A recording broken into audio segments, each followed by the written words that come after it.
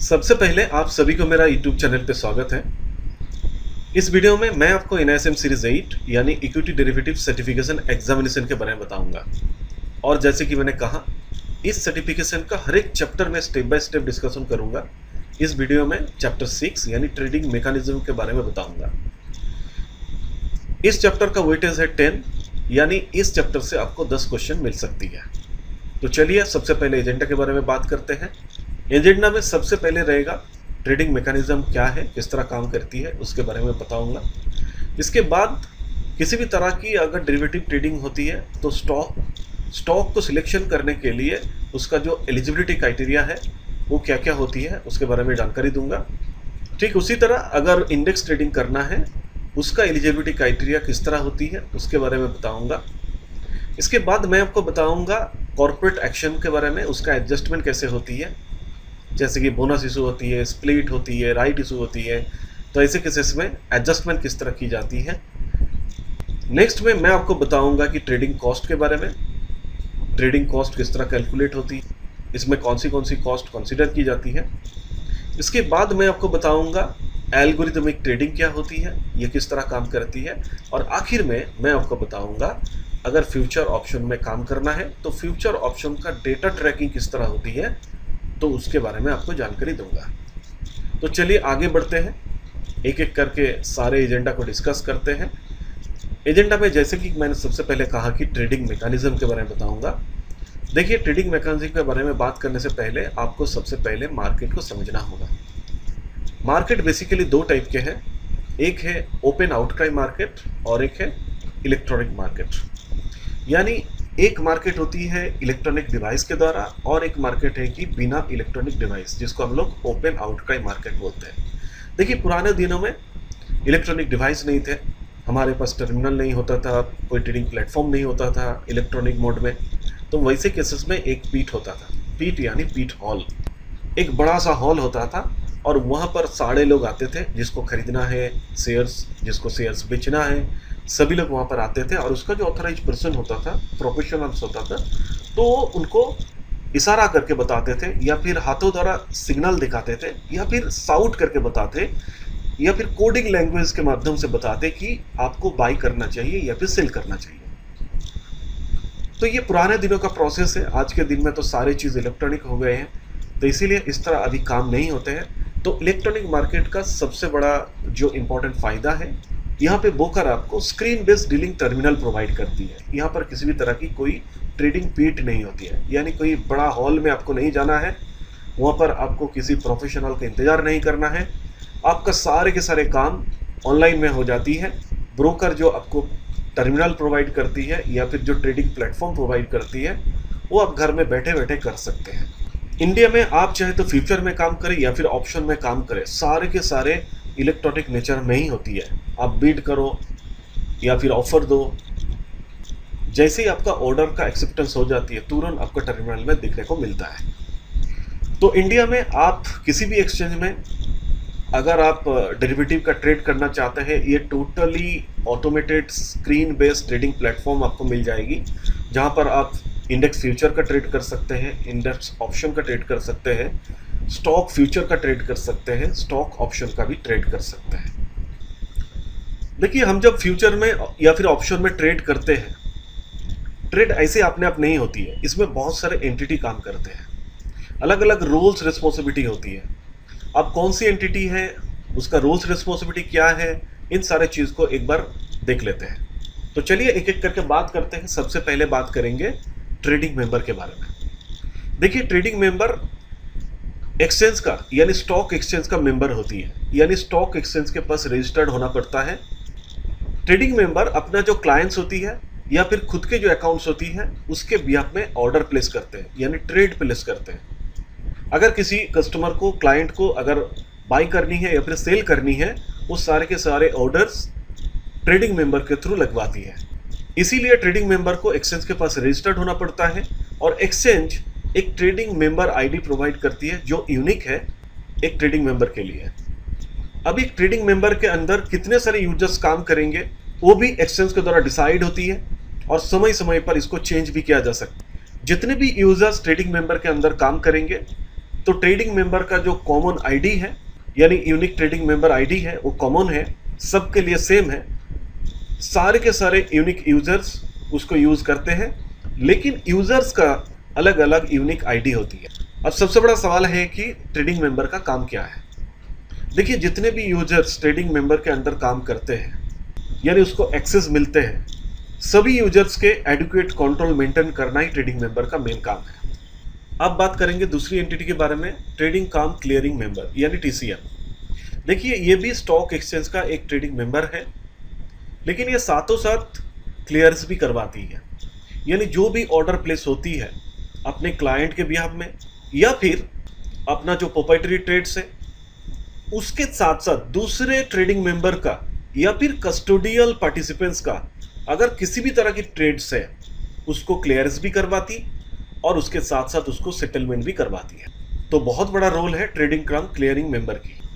Next जो entity है वो है प्रोफेशनल क्लियरिंग मेंबर यानी पीसीएम। देखिए, सबसे पहले मैं बता दूं, पीसीएम किसी भी तरह की स्टॉक एक्सचेंज का कोई ट्रेडिंग मेंबर नहीं है। एक पीसीएम का जो काम है, उसका जो अपना एसोसिएट ट्रेडिंग मेंबर है या फिर इंस्टीट्यूशनल क्लाइंट्स है, उसका ट्रेड्स को क्लियर करवाना। टिपिकली जो बैंक्स होती है या फिर कस्टोडियंस होती है, यही सब पीसीएम बनते हैं। तो पीसीएम बेसिकली अपना एसोसिएट ट्रेडिंग मेंबर्स का या फिर कस्टोडियन पार्टिसिपेंट्स का ट्रेड्स को क्लियर करती है और उसके साथ साथ सेटल भी करती है। तो चलिए आगे बढ़ते हैं। नेक्स्ट एंटिटी है सेल्फ क्लियरिंग मेंबर। ये एक स्टॉक एक्सचेंज का ट्रेडिंग मेंबर है और नाम से पता चलता है कि ये भी क्लियरिंग्स करती है। तो खुद की जो प्रोप्राइटरी ट्रेड्स है और उसके साथ साथ जो कस्टमर जो ट्रेड करते हैं, उसका सारे के सारे ट्रेड्स को क्लियरेंस भी देती है और उसके साथ साथ सेटलमेंट भी करवाती है। लेकिन दूसरी कोई ट्रेडिंग मेंबर का किसी भी तरह की कोई ट्रेड को क्लियरेंस भी नहीं करती है और सेटलमेंट भी नहीं करती है। ये सिर्फ अपना प्रोप्राइटरी ट्रेड्स और अपना कस्टमर का ट्रेड को सेटल और क्लियरेंस करती है। अब नेक्स्ट इंपॉर्टेंट एंटिटी जो है पार्टिसिपेंट्स, ये सबसे बड़ी इंपॉर्टेंट है, क्योंकि ट्रेडिंग मेंबर का जो कस्टमर्स होती है वही होती है कि पार्टिसिपेंट्स को ट्रेडिंग मेंबर बहुत सारे प्लेटफॉर्म ऑफर करते हैं, जिसके थ्रू ऑर्डर प्लेस करते हैं और वही ऑर्डर क्लियरिंग मेंबर के द्वारा सेटल होती है। नेक्स्ट इंपॉर्टेंट एंटिटी है ऑथराइज पर्सन, यानी इन शॉर्ट हम लोग एपी कहते हैं। देखिए, सेबी का एक कॉन्सेप्ट था, बिजनेस को बढ़ाने के लिए ब्रोकिंग कंपनी को एक दूसरा कॉन्सेप्ट का परमिशन दिया गया था, जिसको हम लोग सब ब्रोकर कहते हैं। यानी एक ब्रोकर अपना सब ब्रोकरशिप दे सकते हैं और उसके साथ साथ ऑथराइज पर्सन भी बना सकते हैं। तो सब ब्रोकर और ऑथराइज पर्सन का कॉन्सेप्ट थोड़ी सी डिफरेंट है, पे आउट में भी थोड़ी सी डिफरेंट है। लेकिन सेबी का एक मीटिंग हुआ था 2018 में 21 जून को। वहां पर बोला गया था कि जितने भी सब ब्रोकर्स है उसको इमीडिएट बेसिस में ऑथराइज पर्सन में कन्वर्ट करना पड़ेगा, और इसका एग्जीक्यूशन स्टार्ट हुआ था 1 अप्रैल 2019 को। इसी तरह जितने भी सब ब्रोकर्स थी, सारे के सारे सब ब्रोकर्स को माइग्रेट किया गया था ऑथराइज पर्सन में या फिर ट्रेडिंग मेंबर में। लेकिन उसके लिए कुछ एलिजिबिलिटी क्राइटेरिया भी थी। जो सब ब्रोकर उस क्राइटेरिया को मैच कर पाए, उसको ऑथराइज पर्सन में कन्वर्ट किया गया according to SEBI rules and regulations. अब मैं आपको ऑर्डर टाइप और कंडीशंस के बारे में बताऊंगा। तो ऑर्डर टाइप बताने से पहले सबसे पहले डेरिवेटिव सेगमेंट्स की मार्केट टाइमिंग को जान लेते हैं। देखिए, डेरिवेटिव मार्केट भी इक्विटी मार्केट की जैसा ही है, टाइमिंग भी इसका सेम ही है। इक्विटी मार्केट जैसे Monday to Friday market open रहती है, उसी तरह डेरिवेटिव मार्केट भी मंडे टू फ्राइडे ओपन रहती है। सुबह 9:15 से स्टार्ट होती है और 3:30 बजे तक खत्म होती है। तो in between 9:15 AM to 3:30 PM आप डेरिवेटिव मार्केट में काम कर सकते हैं। तो मार्केट आवर में आप अपना ऑर्डर डाल सकते हैं और ऑर्डर डालने का भी बहुत सारे तरीका है। Based on time conditions order basically दो टाइप के हैं। एक है आपका डे ऑर्डर।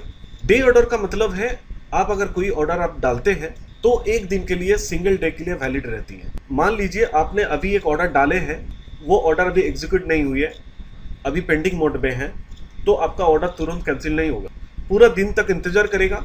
मार्केट बंद होने तक अगर आपका ऑर्डर एग्जीक्यूट नहीं हुआ तो मार्केट बंद होने के बाद वो ऑर्डर अपने आप कैंसिल हो जाती है, तो आपको अलग से कैंसिल करने की जरूरत नहीं है। दूसरी इंपॉर्टेंट ऑर्डर टाइप है इमीडिएट और कैंसिल ऑर्डर। इन शॉर्ट हम इसको IOC कहते हैं। इसमें भी एक यूजर को अलाउ की जाती है, अपना जो ट्रेडिंग सिस्टम है उसमें आप ऑर्डर डाल सकते हैं लेकिन इसमें कंडीशन इस तरह रहती है कि जैसे आप ऑर्डर डालते हैं, अगर ऑर्डर अनमैच रहती है यानी मैच नहीं करती तो इमीडिएट ऑर्डर कैंसिल हो जाती है। जैसे ही आप ऑर्डर डालते हैं तो सेम टू सेम ऑर्डर अगर मैच हो जाती है तो आपका ऑर्डर एग्जीक्यूट होती है, और अगर ऑर्डर मैच नहीं होती है, अनमैच होती है, तो ऐसे केसेस में आपका ऑर्डर अपने आप तुरंत कैंसिल हो जाती है। तो पूरे दिन भर इंतजार नहीं करती, तुरंत सिस्टम उसको कैंसिल कर देती है। कभी कभी ऐसा भी होती है, आप जितने शेयर्स का ऑर्डर डाले हैं, थोड़े शेयर्स एग्जीक्यूट हुई है और थोड़े शेयर्स कैंसिल हो गई है, ऐसा भी हो सकती है। यानी थोड़े शेयर्स अवेलेबिलिटी मिली, ऑर्डर मैच हुई, इसीलिए उसको एग्जीक्यूट की गई है, और जितने शेयर्स अवेलेबिलिटी नहीं मिली, अनमैच रही, तो सिस्टम ने उस ऑर्डर को अपने आप कैंसिल कर दी। दूसरी इंपॉर्टेंट टाइप है बेस्ड ऑन प्राइस, यानी प्राइस के आधार पे ऑर्डर कितने टाइप होती है। बेसिकली 3 टाइप के होती है। पहली ऑर्डर टाइप है लिमिट ऑर्डर। यहाँ पर आप जब ऑर्डर प्लेस करते हैं बाय करने का या फिर सेल करने का, तो उस समय एक स्पेसिफाइड प्राइस मेंशन करते हैं जो आपको इसी रेट में खरीदनी है। तो सिस्टम उसके हिसाब से काम करती है और इस तरह का प्राइस को लिमिट प्राइस कहा जाता है। जैसे ही सिस्टम को उस तरह का प्राइस मिल जाती है तो उस प्राइस में आपका ऑर्डर को एग्जीक्यूट करते हैं। जब आप बाय करते हैं तो सिस्टम ये चेक करती है आपका स्पेसिफाइड प्राइस कौन सी है, उस पर्टिकुलर प्राइस में या फिर उससे बेटर प्राइस में, यानी कम प्राइस में आपका ऑर्डर एग्जीक्यूट हो सकती है। या फिर आप अगर सेल करना चाहेंगे, जिस स्पेसिफाइड प्राइस में आप सेल करना चाहती है वो प्राइस या फिर उससे ज़्यादा रेट में यानी बेटर रेट में आपका ऑर्डर एग्जीक्यूट हो सकती है। दूसरी ऑर्डर टाइप है मार्केट ऑर्डर। नाम से ही पता चलता है कि मार्केट में जो रेट होती है उसी रेट में आपका बाय और सेल का एग्जीक्यूशन होती है। तो मार्केट में करंटली जो शेयर के प्राइस अवेलेबल है उसी शेयर प्राइस में आपका एग्जीक्यूशन होती है ऑर्डर। यहाँ पर किसी भी तरह की कोई स्पेसिफाइड प्राइस नहीं रहती, यानी लिमिट प्राइस नहीं रहती है। तो जब भी आप ऑर्डर प्लेस करते हैं तो मार्केट में अवेलेबिलिटी के हिसाब से जो बेस्ट प्राइस मिलती है उस प्राइस में वो सिस्टम अपने आप ऑर्डर को एग्जीक्यूट करती है। और आखिरी इंपॉर्टेंट ऑर्डर टाइप है stop loss order. In short हम इसको SL भी कहते हैं। देखिए, स्टॉप लॉस ऐसी एक ऑर्डर है जहां पर आप बाई करते हैं या फिर सेल करते हैं, अपना जो इन्वेस्टमेंट है उसको लॉस से बचाने के लिए एक ट्रिगर प्राइस सेट करती है, और जहां पर वो ऑटोमेटेड सेल हो जाती है या फिर बाई हो जाती है। जब भी वो ट्रिगर प्राइस को रीच करती है या फिर क्रॉस करती है तो ऐसे समय में वो स्टॉप लॉस ऑर्डर अपने आप एक्टिवेट हो जाती है और एग्जीक्यूट हो जाती है। अब मैं आपको बताऊंगा एक्सचेंज में ऑर्डर मैचिंग कैसे होती है, उसका रूल क्या है, यानी जैसे ही आप कोई ऑर्डर प्लेस करते हैं वो एग्जीक्यूट कैसे हो जाती है या फिर एग्जीक्यूट कैसे नहीं होती है, और उसके साथ साथ मैं आपको प्राइस बैंड के बारे में बताऊंगा। तो चलिए सबसे पहले ऑर्डर मैचिंग के बारे में बात करते हैं। देखिए, भारत में फ्यूचर ऑप्शन जो प्लेटफॉर्म है ये एक ऑर्डर ड्रिवन मार्केट है, जहां पर जैसे ही आप ऑर्डर प्लेस करते हैं वो ऑटोमेटिकली मैच होना स्टार्ट हो जाता है प्राइस टाइम प्रायोरिटी के बेसिस पे। जैसे ही आप ऑर्डर प्लेस करते हैं, ऑर्डर एक्सचेंज रिसीव करती है और फर्स्ट टाइम स्टैम्पेड की जाती है और इमीडिएट उसको पोटेंशियल मैच के लिए भेजा जाता है। मैचिंग करने का जो सबसे बेस्ट तरीका है, बेस्ट बाइंग ऑर्डर के साथ बेस्ट सेलिंग ऑर्डर को मैच की जाती है। अगर वो मैच हो जाते हैं तो उसको एग्जीक्यूट की जाती है। अगर वो मैच नहीं होते तो ऐसे केसेस में ऑर्डर को एक डिफरेंट बुक्स में स्टोर की जाती है। अब जो वेरियस बुक्स में स्टोर की जाती है उसमें भी प्राइस टाइम प्रायोरिटी के बेसिस पे ही स्टोर की जाती है। उसका एक सीक्वेंस बनाई जाती है, वो बेस्ट प्राइस या फिर with in price by time priority के हिसाब से।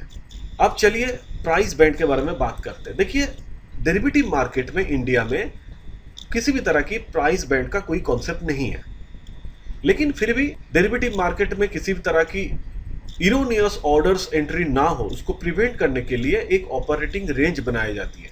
डेली बेसिस का एक मिनिमम और मैक्सिमम प्राइस रेंज एक बनाई जाती है। जैसे कि इंडेक्स फ्यूचर ट्रेडिंग के लिए बेस प्राइस का 10% होती है और इंडिविजुअल स्टॉक के फ्यूचर ट्रेडिंग के लिए बेस प्राइस का 10% होती है। लेकिन अगर कोई इंडेक्स और स्टॉक के ऊपर ऑप्शन में ट्रेड करना चाहते हैं तो वैसे केसेस में डेली बेसिस में जो डेल्टा वैल्यू कैलकुलेट होती है उसके ऊपर एक स्पेसिफिक प्राइस रेंज बनाई जाती है।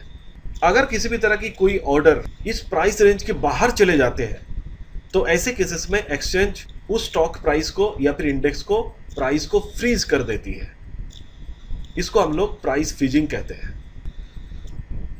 डेरिवेटिव मार्केट में यानी फ्यूचर एंड ऑप्शन में किसी भी स्टॉक का ट्रेडिंग करवाने के लिए उसका एलिजिबिलिटी क्राइटेरिया क्या है, तो चलिए मैं आपको बताता हूँ।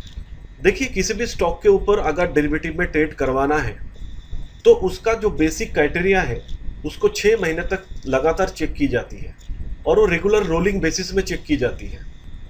इसमें सबसे पहला कंडीशन है, जिस स्टॉक को लिस्टिंग करना है उस स्टॉक का एवरेज डेली मार्केट कैपिटलाइजेशन और उसके साथ साथ average daily traded volume last 6 महीना और रोलिंग बेसिस में कंटिन्यूअसली टॉप 500 स्टॉक के अंदर आना चाहिए। अगर टॉप 500 स्टॉक के अंदर है तो उसको लिस्टिंग की जा सकती है डेरिवेटिव मार्केट में। दूसरी इंपॉर्टेंट कंडीशन है stock median quarter sigma order size यानी MQSOS लास्ट 6 महीने का रोलिंग बेसिस में 25 लाख से कभी नीचे नहीं होना चाहिए। तीसरी इंपॉर्टेंट कंडीशन है मार्केट वाइड पोजीशन लिमिट यानी MWPL स्टॉक का कभी भी 500 करोड़ के नीचे नहीं होना चाहिए ओवी रोलिंग बेसिस में। और लास्ट एंड आखिरी इंपॉर्टेंट कंडीशन है, जिस स्टॉक को लिस्टिंग की जा रही है डेरिवेटिव मार्केट में उसका तो कैश मार्केट भी होगा। कैश मार्केट में एवरेज डेली डिलीवरी वैल्यू कभी भी 10 करोड़ के नीचे नहीं होना चाहिए लास्ट 6 महीने में, वो भी रोलिंग बेसिस में। इसी तरह रोलिंग बेसिस में उसको चेक की जाती है और उसको लगातार डेरिवेटिव मार्केट में उसको पार्टिसिपेट करने का मौका दिया जाता है। लेकिन कोई भी एग्जिस्टिंग सिक्योरिटी यानी स्टॉक्स अगर इस तरह का कंडीशन को फेल करते हैं यानी इस तरह का एलिजिबिलिटी कंडीशन को फुलफिल नहीं कर पाते तो ऐसे केसेस में क्या होती है, तो लगातार 3 महीने उसको चेक किया जाता है। उसके बाद भी अगर कोई सुधार नहीं आती है, लगातार वो फेल कर रही है, तो ऐसे केसेस में एक्सचेंज उस तरह का स्टॉक को फ्रेश मंथ कॉन्ट्रैक्ट इशू नहीं करती यानी डेरिवेटिव मार्केट से उसको आउट कर देती है। जिस तरह डेरिवेटिव मार्केट में स्टॉक को लिस्टिंग की जाती है उसके लिए कुछ क्राइटेरिया होती है, उसी तरह एक इंडेक्स को भी डेरिवेटिव मार्केट में लिस्टिंग की जा सकती है, उसके लिए भी एलिजिबिलिटी क्राइटेरिया है। वो एलिजिबिलिटी क्राइटेरिया क्या है, किस तरह काम करती है, चलिए आगे चल के मैं सिखाने वाला हूँ। देखिए, एक्सचेंज में जो फ्लैगशिप इंडिसेस है उसको छोड़कर बाकी सारे जितने भी इंडेक्स है वो डेरिवेटिव मार्केट में लिस्टिंग करने के लिए उसका रूल सबके सब सेम ही है, उसका इवैल्यूएशन क्राइटेरिया भी सेम है। तो चलिए वो क्राइटेरिया क्या है एक एक करके देखते हैं। सबसे पहले क्राइटेरिया, इंडेक्स के रिव्यू पीरियड के टाइम कम से कम 15% ट्रेडिंग मेंबर एक्टिव रहेगा ऑल इंडेक्स डेरिवेटिव में, या फिर 20 ट्रेडिंग मेंबर्स, इन दोनों में से जो सबसे कम है उतना इंडेक्स डेरिवेटिव कॉन्ट्रैक्ट के ऊपर कम से कम ट्रेड होना चाहिए। दूसरी इंपॉर्टेंट क्राइटेरिया है रिव्यू पीरियड के टाइम जितने भी दिन ट्रेडिंग डेज होती है उसमें से कम 75% डेज ट्रेड होना जरूरी है।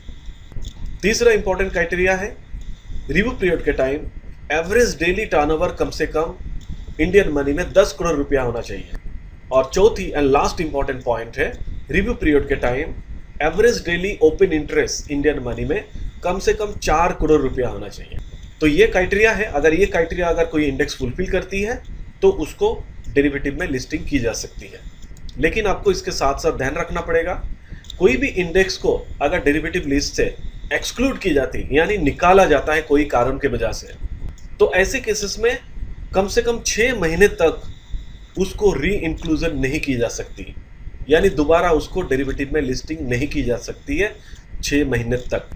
आशा करता हूं आपको इंडेक्स का डेरिवेटिव ट्रेडिंग का जो एलिजिबिलिटी क्राइटेरिया है ये समझ में आया। अब चलिए मैं आपको कॉर्पोरेट एक्शन के बारे में बताऊंगा। देखिए, स्टॉक मार्केट में जो स्टॉक एक्सचेंज में लिस्टेड होती है तो उसका कुछ ना कुछ कॉर्पोरेट एक्शन चलते रहते हैं, लेकिन कॉर्पोरेट एक्शन जो होती है उसके साथ एडजस्टमेंट कैसे की जाती है वो आपको जानना बहुत ही ज़रूरी है। तो चलिए मैं एक एक करके बताता हूँ। सबसे पहला जो कॉर्पोरेट एक्शन है वो है बोनस इशू, यानी फ्री में आपको शेयर्स मिलती है। देखिए, जब भी कोई बोनस इशू होती है आपके पास पहले से कोई ना कोई कंपनी का शेयर्स ऑलरेडी रहती है और वो कंपनी अगर बोनस शेयर्स दे रही है आपको फ्री में, एब्सोल्युटली फ्री में, उसके लिए कोई पैसा देने की ज़रूरत नहीं है, आपको फ्री ऑफ कॉस्ट आपके डीमैट अकाउंट में और कुछ शेयर्स आपको मिल जाती है। तो इसका इफेक्ट इस तरह होता है कि आपका जो शेयर का प्राइस है बोनस इशू होने से पहले जो थी, बोनस इशू होने के बाद उसका प्राइस घट जाती है, लेकिन नंबर ऑफ शेयर्स आपका बढ़ जाता है, लेकिन टोटल वैल्यू में कोई चेंजेस नहीं होती है। एक छोटा सा एग्जांपल लेके समझने की कोशिश करते हैं। मान लीजिए आपके पास एक ही शेयर है जिसकी प्राइस है 1000 रुपया करके, यानी टोटल वैल्यू है एक शेयर का 1000 रुपया करके, यानी 1000 रुपया टोटल वैल्यू है। अब कंपनी ने डिसाइड करी जो 1:1 रेशियो में बोनस दी जाएगी, यानी आपके पास अगर एक शेयर है तो एक शेयर और फ्री में मिलेगा। तो बोनस मिलने के बाद आपके पास 2 शेयर हो जाएंगे। तो शेयर्स का जो न्यू प्राइस है 1000/2 यानी 500 पर शेयर्स। तो यहाँ पे आप देख सकते हैं कि आपके पास पहले एक शेयर थी, अभी आपके पास 2 शेयर आ गई। शेयर का प्राइस पहले 1000 थी, अभी एक शेयर का प्राइस 500 रुपया हो गई।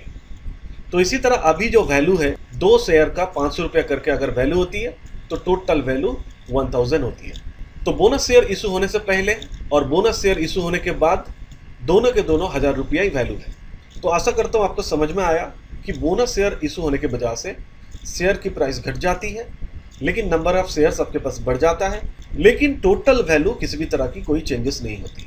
अब चलिए दूसरी कॉर्पोरेट एक्शन के बारे में बात करते हैं। दूसरी कॉर्पोरेट एक्शन है स्टॉक स्प्लिट, यानी कंपनी का एक स्टॉक को कई मल्टीपल शेयर्स में स्प्लिट करना, एक शेयर को छोटे छोटे कई शेयर्स में बांटना। ये बोनस इशू जैसा ही है, इसमें भी स्टॉक स्प्लिट होने के बाद प्राइस कम हो जाती है, नंबर ऑफ शेयर्स इंक्रीज हो जाते हैं। तो छोटा सा एग्जांपल लेके समझने की कोशिश करते हैं। तो यहाँ पे देख सकते हैं, मान लीजिए आपके पास एक ही शेयर है जिसकी प्राइस है 1500 रुपया, यानी स्टॉक स्प्लिट होने से पहले आपका वैल्यू है टोटल है 1500 रुपये की। अब कंपनी ने अनाउंस करी कि 3:1 रेशियो में स्प्लिट की जाएगी, यानी आपके पास अगर एक शेयर है आपको 3 शेयर मिलेगी। तो सिंपल बात है, पहले एक शेयर थी, अभी आपको 3 शेयर मिल जाएगी, यानी नंबर ऑफ शेयर सबका बढ़ जाती है। लेकिन शेयर्स का जो न्यू प्राइस है पहले 1500 रुपया थी, अभी 3 शेयर हो गए, तो एक एक शेयर का प्राइस हो जाएगी 1500/3 यानी 500 पर शेयर। तो आप समझ सकते हैं कि पहले शेयर प्राइस 1500 रुपये थी, अभी आपका एक शेयर का प्राइस 500 रुपया हो गई, यानी प्राइस डिक्रीज कर गई। तो टोटल वैल्यू चेक करते हैं, 3 शेयर का एक एक शेयर का प्राइस है 500 रुपया, यानी टोटल वैल्यू है 1500 रुपया। यानी स्टॉक स्प्लिट होने से पहले 1500 रुपया वैल्यू थी, स्टॉक स्प्लिट होने के बाद भी 1500 रुपया ही वैल्यू है, यानी वैल्यू में कोई चेंजेस नहीं है, सिर्फ प्राइस डिक्रीज होती है और नंबर ऑफ शेयर इंक्रीज होती है। अब मैं बात करूंगा स्टॉक कंसोलिडेशन को। ये रिवर्स स्प्लिट है। स्प्लिट में जैसे कि देखे हैं कि एक स्टॉक कई मल्टीपल स्टॉक में डिवाइड हो जाती है, यहाँ पर कई सारे स्टॉक एक स्टॉक में कन्वर्ट होती है। तो यहाँ पर आप देख सकते हैं कि मल्टीपल शेयर्स मर्ज होकर एक ही शेयर्स बनती है। तो यहाँ पर आप ऐसा सोच सकते हैं कि ये कॉन्सेप्ट स्टॉक स्प्लिट की विपरीत है, यानी ऑपोजिट है। स्टॉक स्प्लिट में प्राइस डिक्रीज हो जाती थी, तो यहाँ पर प्राइस इंक्रीज हो जाए, यहाँ पर आपका नंबर ऑफ शेयर्स डिक्रीज हो जाएगी। एक छोटा सा एग्जांपल लेके समझने की कोशिश करते हैं। मान लीजिए आपके पास 10 शेयर है और एक एक शेयर का प्राइस है 50 रुपीज़, यानी आपके पास जो शेयर्स है उसका टोटल वैल्यू है 500 रुपया। अब कंपनी ने अनाउंस करी कि 10:1 रेशो में कंसोलिडेशन की जाएगी, यानी आपके पास अगर 10 शेयर है तो उसको मार्च करके एक ही शेयर सबको मिलेगी, यानी 10 के शेयर्स के बदले में आपको एक शेयर दी जा रही है। तो आपको सिंपली समझ में आ रहा है कि नंबर ऑफ शेयर सबका घट रही है। तो अब नया शेयर का प्राइस क्या होगा? तो पहले एक एक शेयर का प्राइस 50 रुपया थी और 10 शेयर का वैल्यू, यानी टोटल प्राइस अभी बन जाएगी तो 50 × 10 यानी 500 रुपीज़। तो पहले एक शेयर का प्राइस 50 रुपया थी, अभी एक शेयर का प्राइस 500 रुपया, यानी शेयर की प्राइस बढ़ चुकी है। टोटल वैल्यू चेक कर लेते हैं। अभी आपके पास एक ही शेयर है और जिसकी प्राइस है 500 रुपया, यानी 1 × 500 टोटल वैल्यू हो जाती है 500। यानी स्टॉक कंसोलिडेशन से पहले भी 500 रुपये की थी और उसके बाद भी 500 रुपये की है, यानी टोटल वैल्यू में कोई चेंजेस नहीं है, सिर्फ प्राइस इंक्रीज हो जाती है और नंबर ऑफ शेयर सबका डिक्रीज हो जाती है। अब बात करेंगे नेक्स्ट कॉर्पोरेट एक्शन यानी राइट इशू के बारे में, यानी डिस्काउंट ऑफर। देखिए राइट इशू का मतलब क्या है? आपको ये अधिकार दिया जाता है कि नया शेयर आप बाई कर सकते हैं, वो भी डिस्काउंट रेट में, यानी सस्ते रेट में आप नए शेयर्स को बाई कर सकते हैं। तो इसमें सबसे बड़ा इफेक्ट होता है कि मार्केट प्राइस जो शेयर्स की होती है वो वेटेड एवरेज रेट में उसको एडजस्ट की जाती है। कैसे की जाती है, डिस्काउंट कैसे काम करते हैं, एक एग्जांपल लेके समझने की कोशिश करते हैं। तो यहाँ पे आप एग्जांपल पे देख सकते हैं कि मान लीजिए आपके पास 2 शेयर है और एक एक शेयर का प्राइस है 100 रुपया, यानी टोटल वैल्यू है 200 रुपया की। अब कंपनी ने डिसाइड किया कि 1:2 रेशियो में 80 रुपये के रेट में राइट इशू की जाएगी, यानी आपके पास अगर 2 शेयर है तो एक शेयर आप खरीद सकते हैं, जिसके लिए आपको एक शेयर में देना पड़ेगा 80 रुपया, जहाँ की एक शेयर का प्राइस चल रही 100 रुपया, आपको 20 रुपया कम में मिल रही, यानी 80 रुपया आपको पे करना है। तो जैसे कि मैंने कहा कि आपके पास 2 ही शेयर है, तो आप एक शेयर के लिए अप्लाई कर सकते, खरीद सकते हैं, और उसके लिए आपको पे करना पड़ेगा 80 रुपये। तो आप सिंपली सोच कर देखिए आपका न्यू प्राइस क्या होना चाहिए। आपके पास पहले 200 रुपये की शेयर्स थी और अभी 80 रुपये की और एक शेयर आई, यानी टोटल आपका वैल्यू हो गया 200 प्लस 80 यानी 280। और पहले आपके पास 2 शेयर थी और एक राइट इशू आप खरीदे हैं, यानी टोटल आपके पास 3 शेयर्स हैं। तो 280/3 करने से ही आपको न्यू शेयर प्राइस का रेट मिल जाएगी, जो है कि 93.33। अब यहाँ पे प्रॉब्लम क्या है, मान लीजिए कोई भी कंपनी राइट इशू कर रही है, डिस्काउंट रेट में आपको दे रही है और आप खरीद नहीं रहे हैं, तो ऐसे केसेस में क्या होता, आपके पास 2 ही शेयर होती और नए शेयर का प्राइस है 93.33। तो सिंपली 2 इंटू 93.33 यानी आपका शेयर्स का वैल्यू होती 186.66, यानी 200 रुपया से घटकर आपका वैल्यू हो जाएगी 186.66। लेकिन आप अगर एक शेयर खरीदते हैं तो वैसे केसेस में आपका टोटल वैल्यू का कोई चेंजेस नहीं होती, क्योंकि आपके पास 3 शेयर होती और एक एक शेयर का वैल्यू 93.33 यानी टोटल वैल्यू हो जाती 280 रुपया। तो इसमें किसी भी तरह की आपको कोई प्रॉब्लम नहीं होती। अब नेक्स्ट बात करेंगे एक्स्ट्रा ऑर्डिनरी डिविडेंड के बारे में, यानी लार्ज पे आउट। कभी कभी क्या होती है, कंपनी एक बड़ा सा लार्ज डिविडेंड अमाउंट अपने रिजर्व से अपना शेयर होल्डर वालों को देती है, लेकिन आपको याद रखना पड़ेगा अगर बड़ा अमाउंट की डिविडेंड अगर रिजर्व से दी जाती है, ऐसे केसेस में शेयर प्राइस भी कम हो जाती है। पर शेयर में जितनी अमाउंट की डिविडेंड दी जाएगी उतनी अमाउंट की शेयर प्राइस से रिड्यूस हो जाती है एक्स डेट में। एक छोटा सा एग्जांपल लेके समझने की कोशिश करते हैं। मान लीजिए अभी एक शेयर का करंट प्राइस है 500 रुपया चल रही है। अब उस कंपनी ने एक्स्ट्रा ऑर्डिनरी डिविडेंड दी है एक शेयर में 50 रुपया। तो जैसे कि मैंने कहा कि एक्स डेट में न्यू शेयर प्राइस जो होगी ये 50 रुपया करंट प्राइस से कम हो जाएगी, यानी 500 माइनस 50, तो न्यू प्राइस होगी 450 पर शेयर। लेकिन आपका टोटल वैल्यू में कोई चेंजेस नहीं होगा। कैसे? तो यहाँ पर आप देख सकते हैं आपके पास एक ही शेयर है अभी न्यू प्राइस के हिसाब से, जिसकी प्राइस है 450 रुपया, लेकिन एक शेयर में आपको कैश भी मिला है 50 रुपया जो एक्स्ट्रा ऑर्डिनरी डिविडेंड है, तो टोटल कुल मिलाकर आपको 500 रुपये की वैल्यू होती है। चलिए आगे बढ़ते हैं। अब मैं आपको मार्जर और डीमार्जर के बारे में बताऊंगा। ये भी एक कॉर्पोरेट एक्शन है, तो इस तरह के कॉर्पोरेट एक्शन में एडजस्टमेंट कैसे होती है। चलिए बात करते हैं सबसे पहले मार्जर के बारे में। देखिए मार्जर यानी स्वैप। एक कंपनी जब दूसरी कंपनी के साथ मार्ज होती है तो नए कंपनी का आपको शेयर्स मिलती है, वो भी फिक्स रेशियो में, यानी पहले से नए कंपनी का फिक्स रेशियो डिसाइड की जाती है और उसी रेशियो में आपको नए कंपनी का शेयर्स मिलती है। इसी तरह नई कंपनी का शेयर होल्डर आप बनते हैं। एग्जाम्पल के तौर पे मैं बता सकता हूँ कि मान लीजिए आपके पास ए कंपनी का 5 शेयर है जिसके हर एक शेयर का प्राइस है 100 रुपया। अब ये कंपनी जब बी कंपनी के साथ मार्ज होती है, ए कंपनी का प्राइस क्या थी इससे कोई मतलब नहीं है, लेना देना नहीं है। नई कंपनी यानी बी कंपनी का आपको शेयर्स मिलेगी, तो कंपनी ने डिसाइड किया कि 2 शेयर मिलेगी 5 शेयर के बदले में, यानी ए कंपनी का अगर 5 शेयर है तो आपको 2 शेयर मिलेगी। तो इसी तरह आपको बी कंपनी का 2 शेयर मिल जाती है और बी कंपनी का शेयर होल्डर बन जाते हैं। बहुत ही सिंपल सा पॉलिसी है। तो चलिए डीमर्जर के बारे में बात करते हैं। डीमर्जर यानी स्पिन ऑफ। यहाँ पर आपको नई कंपनी का यानी डीमर्जिंग जो कंपनी है उसका एडिशनल शेयर मिलती है। छोटा सा एग्जांपल लेकर समझने की कोशिश करते हैं। मान लीजिए आपके पास ए कंपनी का 10 शेयर है और कंपनी ने डिसाइड किया है कि डीमर्जिंग कंपनी ए कंपनी का जिसके पास 10 शेयर रहेगा उसको सी कंपनी का 1 शेयर मिलेगी, यानी न्यू डीमर्ज कंपनी का 1 शेयर मिलेगी, 10 के बदले में 1 शेयर, तो आपको 1 शेयर मिलती है। इसी तरह ए कंपनी का जो शेयर प्राइस है फॉल करती है और ये वैल्यू स्पिन ऑफ को रिफ्लेक्ट करती है। अब बहुत इंपॉर्टेंट टॉपिक है ट्रेडिंग कॉस्ट, इसके बारे में बात करेंगे और ये आपको समझना भी चाहिए। देखिए ट्रेडिंग कॉस्ट क्या होती है। जब एक पार्टिसिपेंट्स यानी क्लाइंट इक्विटी डेरिवेटिव मार्केट में ऑर्डर प्लेस करते हैं, उसके साथ साथ बहुत सारे ट्रेड रिलेटेड कॉस्टिंग होती है, चार्जेस लगती है। यूजर का चार्जेस यानी ब्रोकर का charges, statutory charges, impact cost, ये सारे के सारे चार्जेस मिलाकर होती है ट्रेडिंग कॉस्ट। एक छोटा सा एग्जांपल लेके समझने की कोशिश करते हैं। मान लीजिए आपने एक ऑर्डर डाले हैं 8,75,000 रुपये की, ये कॉन्ट्रैक्ट वैल्यू है। तो इसके लिए आपको अलग अलग चार्जेस देना पड़ा। ब्रोकरेज 0.03% के हिसाब से 262.50 इतना ब्रोकरेज लगी। एसटीटी इस परसेंटेज के हिसाब से आपको इतना पैसा देना पड़ा। एक्सचेंज फीस ये परसेंट के हिसाब से इतना पैसा आपको चार्जेस देना पड़ा। जीएसटी 18% के हिसाब से आपको 50 रुपया 4 पैसा देना पड़ा। और सेबी का भी चार्जेस आपको देना पड़ा इतने पैसे।